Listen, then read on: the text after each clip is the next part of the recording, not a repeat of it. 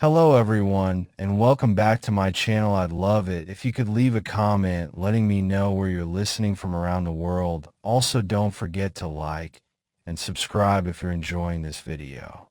Story 1. I can still smell the desert air, thick with dust and the faint trace of sagebrush. It's a scent that's etched into my memory, as sharp and pungent as the terror that gripped me that night. I was just a kid, barely 13, and my father had been teaching me the ways of hunting, tracking, patience, the quiet reverence of the desert. He was a seasoned hunter, his skin tanned dark from years in the sun, his eyes always watching, always alert. He had warned me about things that roamed the desert, things I didn't believe in, skinwalkers. The stories always seemed like the kind of folklore you hear to scare children, things to keep you from wandering too far from the campfire. But that night, everything changed. We were out in the wilds of New Mexico, tracking deer. The sun had dipped below the horizon, and the desert had taken on that eerie stillness that makes your skin prickle. The air was cold now, the kind of cold that sneaks up on you, making you shiver even though the ground beneath you is still warm. My father led the way, his boots kicking up clouds of dust as we moved quietly through the sparse brush. I'd lost all sense of time, my mind wrapped up in the rhythm of our steps, the crunch of earth beneath our feet, and the far-off howl of coyotes. Then we saw it. At first, I thought it was a mirage, the heat of the desert playing tricks on me. A figure standing near a dried-up creek bed. It looked like a man, but something was wrong. The shape was tall, almost too tall, and its skin wasn't human. It looked cracked, like the bark of an old, dying tree, pale and leathery. The texture wasn't flesh. It was more like something that had been left to rot in the sun for too long. And its eyes, God, its eyes, they glinted in the moonlight like the eyes of an animal, wild and hungry. It was staring right at us. I felt my father freeze beside me, his breath catching in his throat. His face went pale, ashen, the color drained from his skin. For a moment, he didn't say anything. He just stood there, his eyes locked on the figure. Then, in a voice so low it was barely a whisper, he said, "Don't move." I didn't need to be told twice. My heart pounded in my chest, and my legs felt like they were made of stone. My father's eyes didn't leave the creature. It began to twitch like a sudden spasm, and I could see it shifting, changing shape. The figure bent unnaturally, its bones cracking, twisting as it lowered its body to the ground. In the blink of an eye, it wasn't a man anymore. It was a coyote, but not a regular coyote. Its fur was matted and dark, its eyes still those unnatural, gleaming pools of malice. The thing stared at us for what seemed like hours, though I know it was only a few seconds. My father yanked me by the arm, and we took off running, faster than I've ever run in my life. The sound of paws on the earth echoed behind us, the coyote moving at a speed that was unnatural, almost too fast to believe. My lungs burned, my legs screamed in protest, but we didn't stop. We couldn't stop. We neared the truck. Just ahead, the headlights cutting through the dark like a beacon of safety. I looked back, expecting the coyote to be right behind us, but it was gone. For a brief, impossible moment, I thought maybe we had escaped. Maybe it was over. But then I saw it. The creature had shifted again, and this time it wasn't a coyote. It was standing in front of us, a shape I couldn't recognize, but the worst part was the face. The face of the thing was my father's. His eyes, those eyes I had trusted for my whole life, stared at me from the figure's twisted form. His mouth moved, but the words weren't his. The voice was wrong, hollow, empty, like it was being dragged out of the earth. "Run, son," it whispered, but I knew it wasn't him. It was the Skinwalker. It had taken his shape.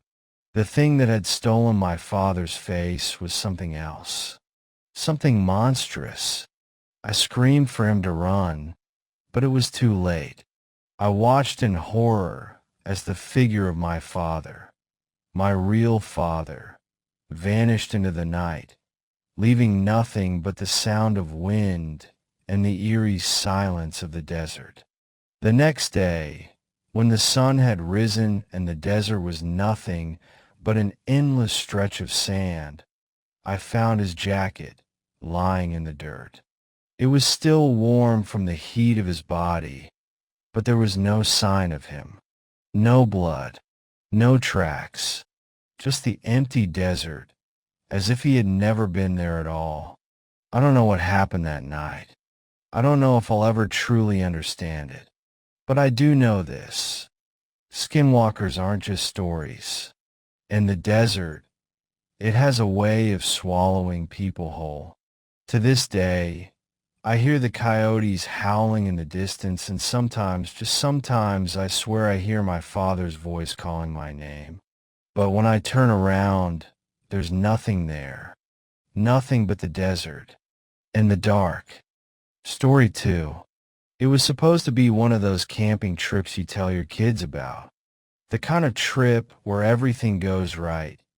The kind of trip that leaves you with nothing but good memories and stories to share around the fire for years to come. My friends and I were tired of the city, tired of the noise, the traffic, the constant buzz of life that never seemed to let up. We just wanted some peace, something real. So, we decided to head out to the forests of Montana, far from civilization, deep into the woods. We set up our tents by a small creek that ran through the trees. The sound of the water was soothing, almost like a lullaby, and as we settled down, I felt the weight of the world lift off my shoulders. The night air was cool but refreshing, and we spent hours laughing and talking, watching the stars blink down at us from above. For a while, it felt like we were the only people left on Earth. By midnight, most of us had turned in, the cold air making it hard to stay awake for much longer. I stepped outside to relieve myself, figuring I'd be quick and get back to the warmth of my sleeping bag. The night was still, the kind of stillness that makes you feel like the world has gone to sleep too. But as I stood there, the hair on the back of my neck began to rise. Something wasn't right. At first, I thought I was just imagining things, but then I saw them, two glowing eyes in the distance, just beyond the trees. They were small at first, like the reflection of headlights from a car far away. But as I stared at them, trying to make sense of it, I realized something. They were moving toward me, slowly, deliberately. I squinted, trying to make out the shape of whatever creature was behind those eyes. Maybe a deer, I thought. Deer eyes glow in the dark. But these didn't blink. Deer blink. These eyes didn't. They just stared. And that's when I felt it, an icy chill that ran down my spine, a sensation I hadn't felt before. I stood frozen, not sure whether I should turn and run or wait it out. But my legs wouldn't move. It was like I was glued to the spot, unable to look away. The eyes grew larger as they came closer, and the shadow of a figure started to take shape in the darkness. A man, or at least, that's what I thought at first. He was tall, too tall, with limbs that seemed almost too long for his body. His hair hung down in matted clumps, the kind of long hair that looked like it hadn't been touched by a comb in years. His clothes were old, worn, torn at the edges, as though he'd been living in the woods for far too long. But it wasn't just his appearance that made my heart race. It was the way he moved. Slow, jerky, like he was struggling to hold himself together. My gut told me something was horribly wrong, but I couldn't look away. I wanted to run. I needed to run. But my body was paralyzed, stuck in place like some cruel joke. Then he spoke. At least, I thought he spoke. But it wasn't words. It wasn't language. It was like a low growl, a rumbling sound from deep within his chest. It didn't sound human. Nothing about him sounded human. The figure took a step forward, and then another. With every step, his shape began to twist, to bend, to stretch, as if the very air around him was being pulled into something else. Something that was no longer a man. I wanted to scream, but my throat was dry. My heart pounded in my chest, the thumping loud enough to drown out everything else. And then the air grew cold. I mean freezing cold. The kind of cold that feels like it's inside you, in your bones. And the smell, God, the smell, it was unbearable. It smelled like something was rotting, decaying in the dark, the kind of stench that makes you gag and choke. It was so overwhelming that I thought I might pass out from it. The figure before me was no longer human. It was a creature, its body contorted in ways that shouldn't have been possible. Fur began to sprout from its skin, black and matted, like the kind of fur you'd see on a wolf. But this wasn't a wolf. No, this was something else, something far worse. It was a skinwalker. I could feel the cold, wet ground beneath my feet, but it didn't matter anymore. Nothing mattered anymore except the thing standing before me, its eyes still glowing, burning into my soul. Its mouth twisted into something that almost resembled a smile. And then it did something I can't forget. It spoke, but it didn't speak with its own voice. No, it spoke with my father's voice, a low, gravelly whisper calling my name. Come closer, son. I didn't think. I didn't hesitate. I ran. I ran like I've never run before. I bolted for the tent, heart pounding in my ears, legs moving faster than I thought they could. I heard the thing behind me, its footsteps heavy and uneven, but when I glanced back, it was gone. There was nothing there. I dove into the tent, waking my friends, telling them everything, but they didn't believe me. They thought I'd had a nightmare. But I knew what I saw. I knew what it was. The thing, whatever it was, wanted me. I've never been back to those woods, and I never will. Because once you've been watched by something like that, you can never unsee it. And you can never forget the way it made you feel. Like you were nothing more than prey in a world where you don't belong. Story 3. We thought we'd be fine. That's the thing about winter in the Adirondacks. You plan for the worst, but you never really expect it. My 3 friends and I were holed up in a remote cabin, a little off the beaten path, with enough supplies to last us a few days. The kind of place you go when you want to disconnect. No phones, no distractions, just the thick, quiet snow and the cold, biting wind.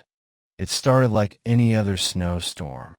The skies darkened, the wind picked up, and the snow began to fall, thick and fast, as if the heavens themselves had opened. By the time the storm hit, we knew we wouldn't be able to leave until it passed. We settled in, playing cards, telling stories, trying to ignore the growing sense of unease that started creeping in with the storm. That's when it began, the scratching. At first, we thought it was the wind, the snow lashing against the walls, but there was something too deliberate about it, too rhythmic, too persistent. It wasn't random, like the storm outside. No, this was someone purposeful. At first, we all ignored it. No one wanted to say it, but we were all thinking the same thing. Bears. It was a bear, maybe a raccoon. Jack, the level-headed one in our group, made a move to the window and peeked out, rifle in hand.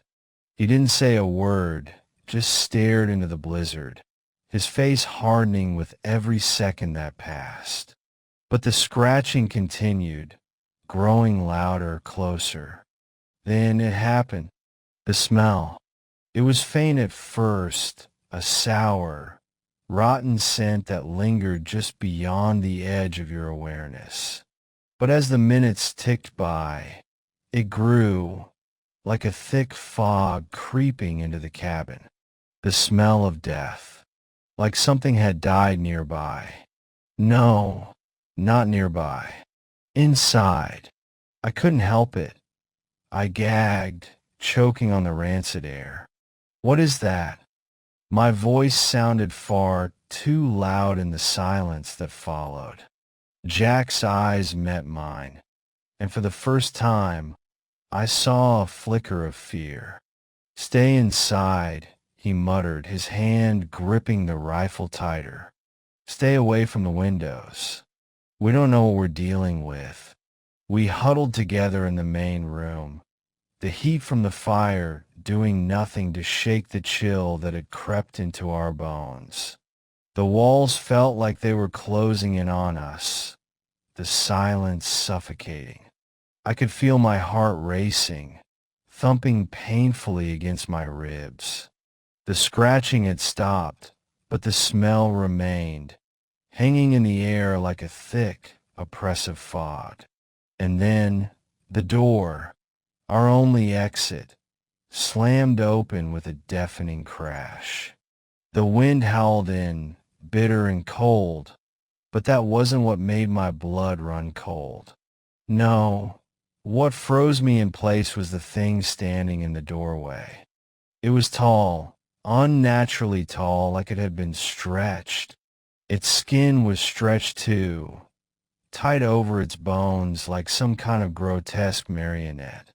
Frost clung to its body, turning its skin an unnatural, ghostly white.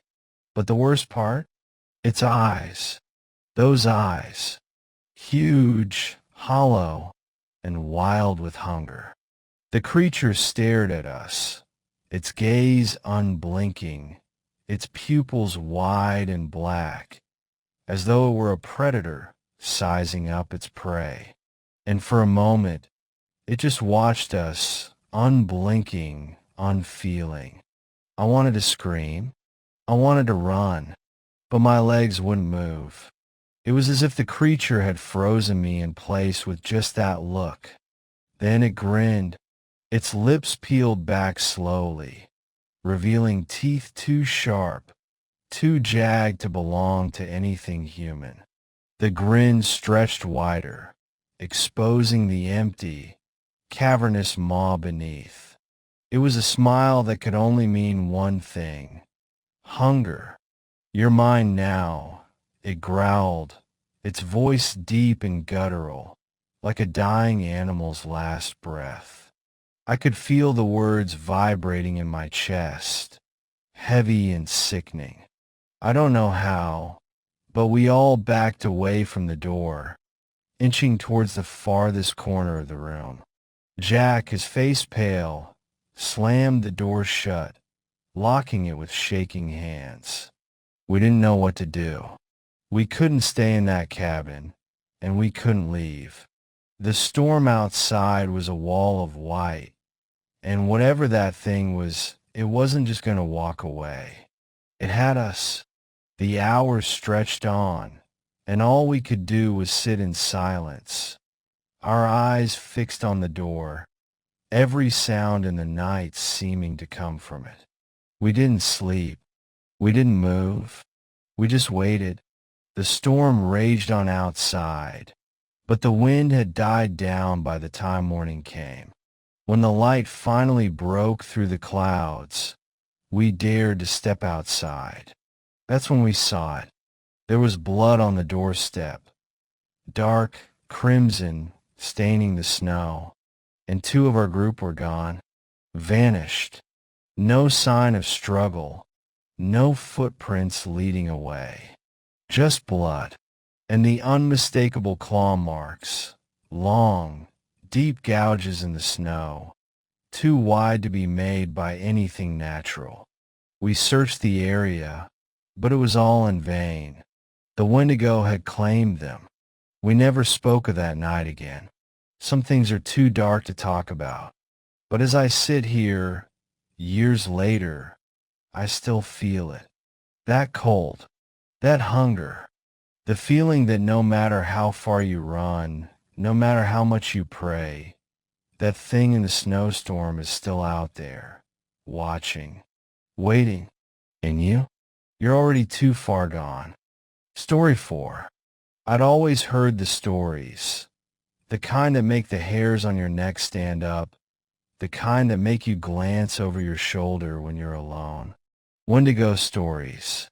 People told them around campfires, on the rare occasions when they dared to enter the deep Michigan woods. But I, a hunter with more seasons under my boots than I care to admit, always laughed it off. I figured I was above it. I thought I knew better, but that was my mistake. It all started on a crisp autumn day, the kind of day that felt like the world was holding its breath. The leaves were turning orange and gold. The air smelled like pine and earth. Perfect hunting weather.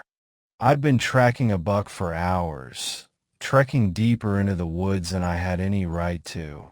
But that's what hunters do. We chase the silence. We seek it. By sunset, I had finished setting the last of my traps. The forest was calm, too calm. No birds, no rustling of small animals, just the quiet hum of wind weaving through the trees. That's when I heard it. At first, it was faint, a low, eerie cry.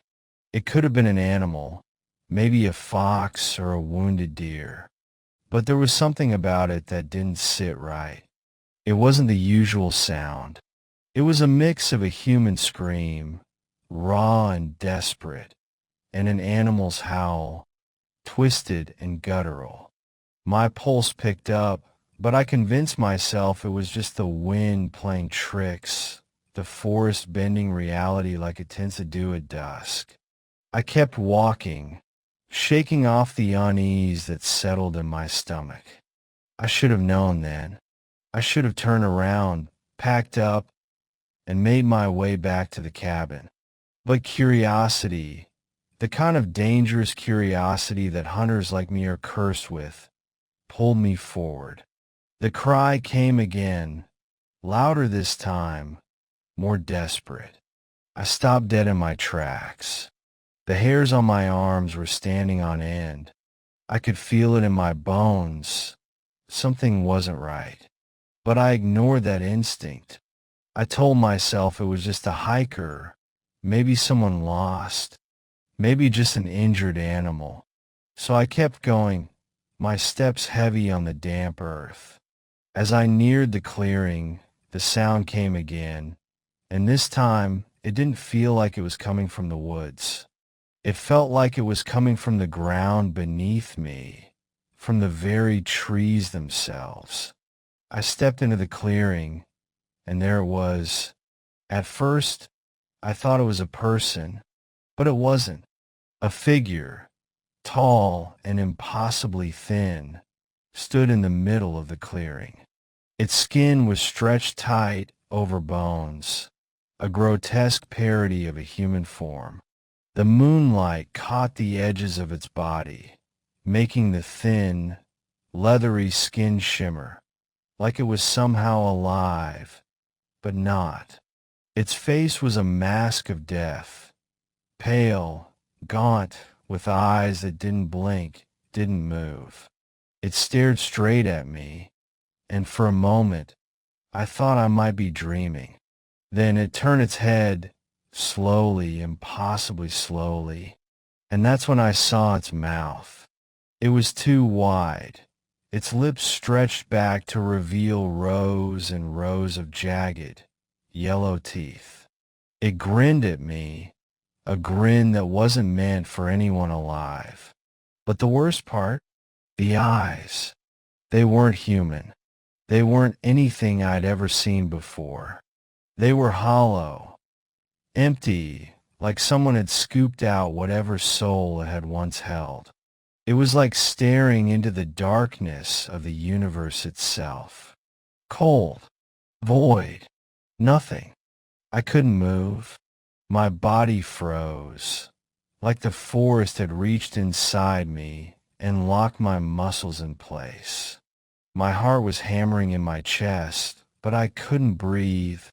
And then it spoke. It wasn't words, not like we understand words, but I heard it in my head, deep in my skull. A voice so cold it made the air around me freeze. You shouldn't have come. That's all it said. I didn't wait to hear anything else. My feet were moving before my brain could catch up. I ran. I don't remember the first few steps, but I remember the ground shifting beneath me, the branches whipping at my face. I didn't look back, not once. The sound of its breath, ragged and uneven, followed me like a shadow, getting closer with every step.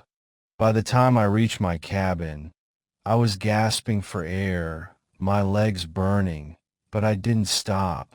I slammed the door behind me, locked every bolt, and sank to the floor, trembling. But the worst part? That cry, the one I'd heard in the woods, the one that had drawn me in, it never stopped. Even after I locked myself inside, even after I made sure every window was secure, it kept coming. That hollow, desperate scream, a mix of human and beast, would echo through the trees every night for days. It never followed me in, but I knew it was still out there, waiting. And it wasn't just a story anymore.